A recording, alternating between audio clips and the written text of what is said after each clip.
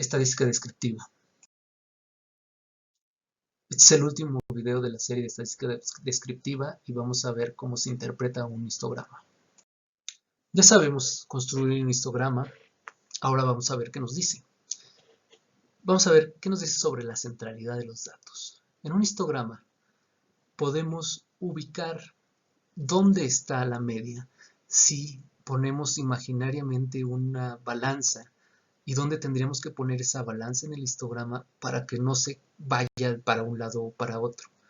Esa es más o menos la ubicación de la media. Es gráfica y es aproximada, pero nos dice más o menos dónde está la media. Otra cosa que se puede ver en el histograma es lo que se llama kurtosis, que se puede definir como la propensidad a tener valores extremos. Si tenemos una gráfica con kurtosis 0, como en la de en medio, es una distribución más o menos normal. Se le dice que es mesocúrtica y su variabilidad es regular. No tiene ni mucha variabilidad ni poca relativamente a las otras gráficas. Si tenemos una kurtosis negativa, entonces la gráfica está como más aplanada. Los datos están más dispersos. Se dice que es platicúrtica y la variabilidad es alta. O sea, los datos son muy distintos entre sí. Y por otro lado, hasta la derecha tenemos una kurtosis positiva. Se dice que es una gráfica puntiaguda o leptocúrtica y la variabilidad es baja relativa a las otras dos. Es decir, los datos están muy concentrados cerca del centro. En cuanto a la distribución de los datos, también podemos ver asimetría o simetría en el histograma.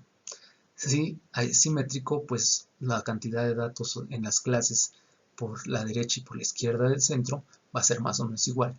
Si la simetría es negativa, entonces vamos a tener valores extremos a la izquierda y las clases de la izquierda van a ser muy pequeñitas pero muy extendidas hacia la izquierda. O la simetría positiva, donde va a ocurrir lo contrario. Las clases de la derecha del centro van a estar con pocos datos pero más extendidos, más alejados del centro. Entonces eso se ve gráficamente en los histogramas, la forma hacia donde se jalan los datos. Algo importante que hay que hacer notar en el histograma es de que las barras y la altura de las barras representa una probabilidad. Las barras grandes representan que hay una probabilidad alta de que los datos estén ahí. Si yo agarro un dato al azar, es más probable que ese dato pertenezca a la categoría, en este caso de 55 a 65 años, porque es la barra más alta. La frecuencia relativa me dice la probabilidad de que un dato al azar caiga ahí, ¿sí? La probabilidad de que si yo agarro un dato al azar, este caiga en 55 o 65 años es de 38 o 38% o 0.38, ¿ok? Y puedo ver esa probabilidad también acumulada.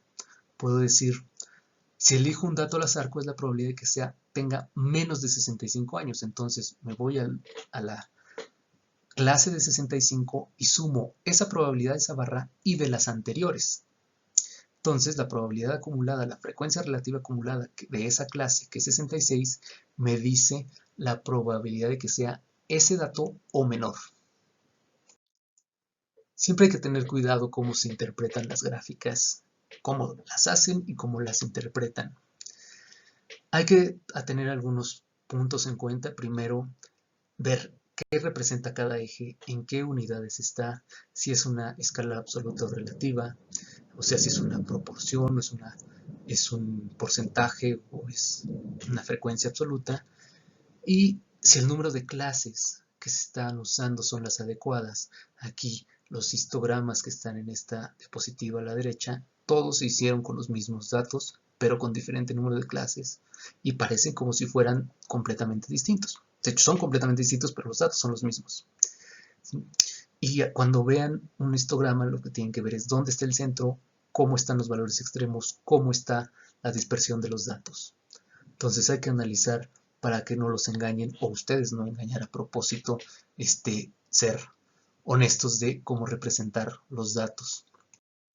Esto que les muestro es una guía que está en internet, pueden buscarlo en Google, para identificar cuando se está intentando engañar con las gráficas. Esta gráfica es solo un ejemplo de cómo modificando el eje vertical puede verse muy diferente en los mismos datos, pero hay otros ejemplos, les recomiendo que lo busquen porque hay formas de engañar con gráficas.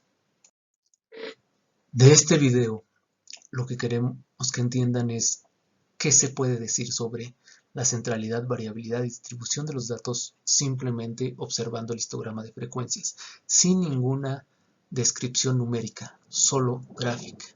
Si pueden hacer eso, si pueden decirme dónde está el centro de los datos, qué tan variables son y cómo es la distribución de los datos, interpretando un histograma, es que se cumplió el objetivo del video.